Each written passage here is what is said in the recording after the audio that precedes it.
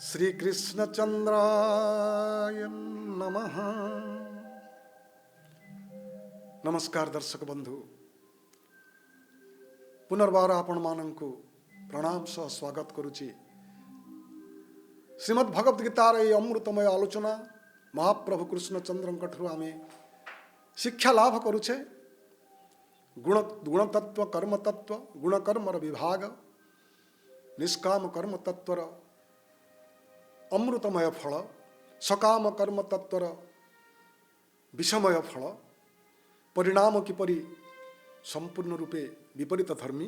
तेबे श्लोक संख्या 31 शुणिमा प्रभु कौन कहते।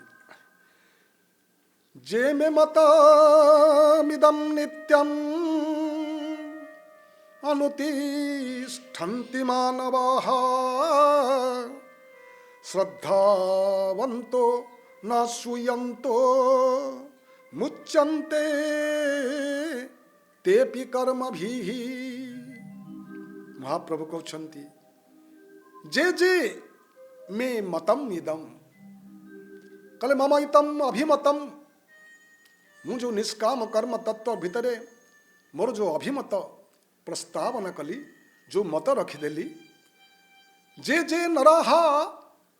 नित्यम अनुतिष्ठन्ति जो लोक माने मोर यही निष्काम कर्म तत्व निष्काम कर्मर साधन यही भली कर्म जोगर को सबु बेले सदा सर्वदा अनुसरण करी कर्म करिथांती श्रद्धावंतः से माने किभली सकाम कर्म रे श्रद्धा न थाए सेमानंकर निष्काम कर्म रे श्रद्धा रखि थांती अनसूयन्तः ते न द्विषन् कौन सी प्रकार दोष त्रुटि मोर जो अभिमत निष्काम कर्म जुग विषय रे ए गुण कर्म विभाग रे ए भली कर्म जुग रे कौन सी प्रकार त्रुटि बा दोष न देखाई किरी कर्म करंती कले मुच्यन्ते तेपि कर्मभिः तेपि ते अपि सेमाने मध्य ए कर्म बंधन रु सबुदिन पाई मुक्त हो जाती। तेबे शुणिमा श्लोकटीर नवाक्षर टीका। मोहर एहि अभिमत निष्काम कर्म जोग तत्व जेउ मनुष्य श्रद्धा बही एथिरे दोष न देखाई पालन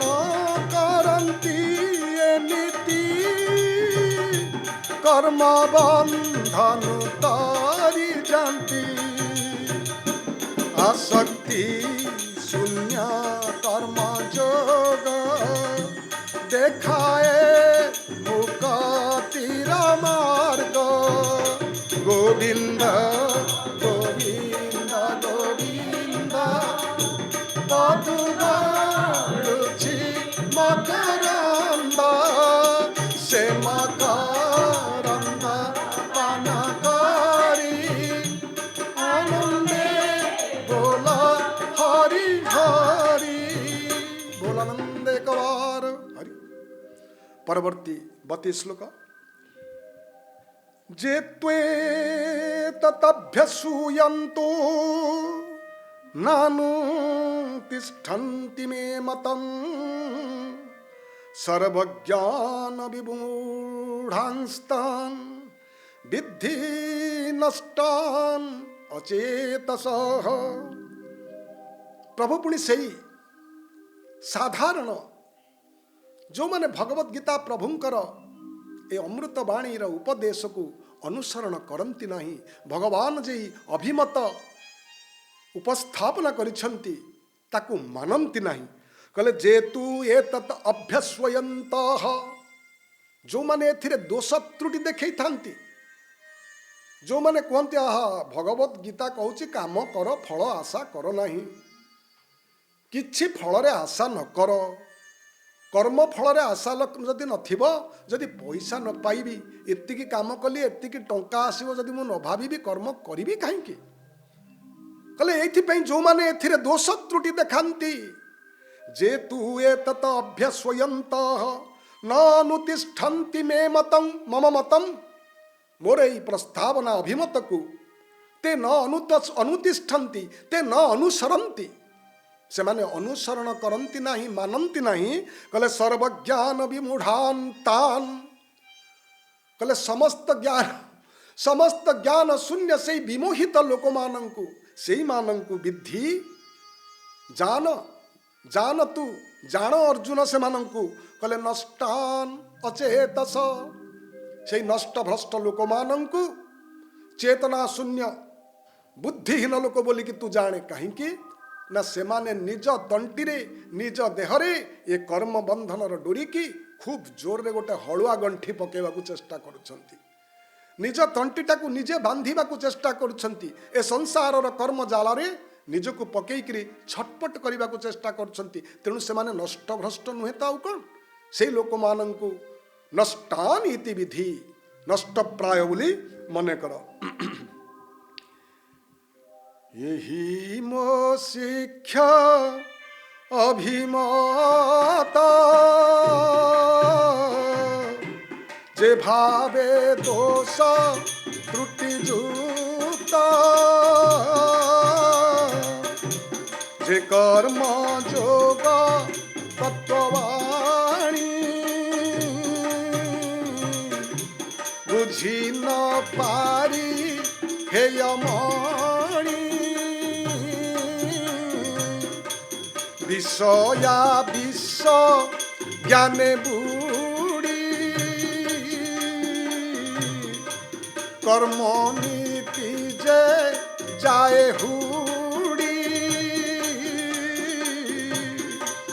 नष्ट से चेत न बिहुने मूर्खंक परी मोह ज्ञाने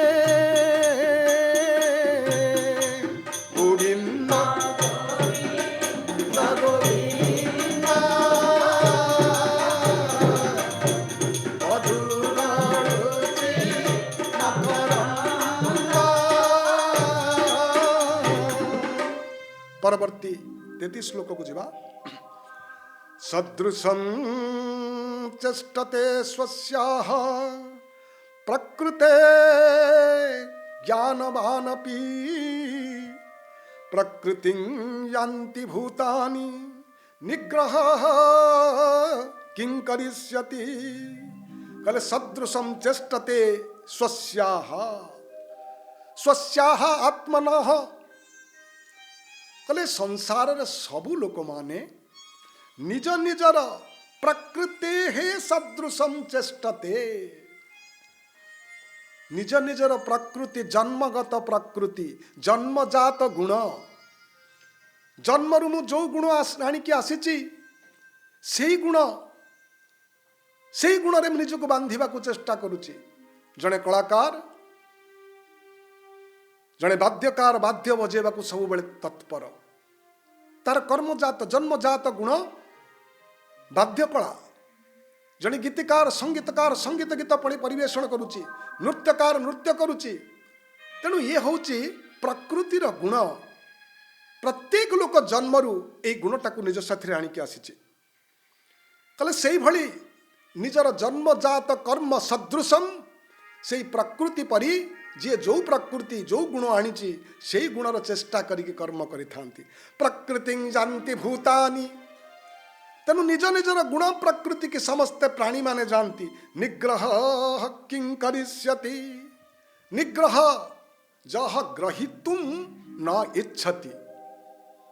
कले सेथिरे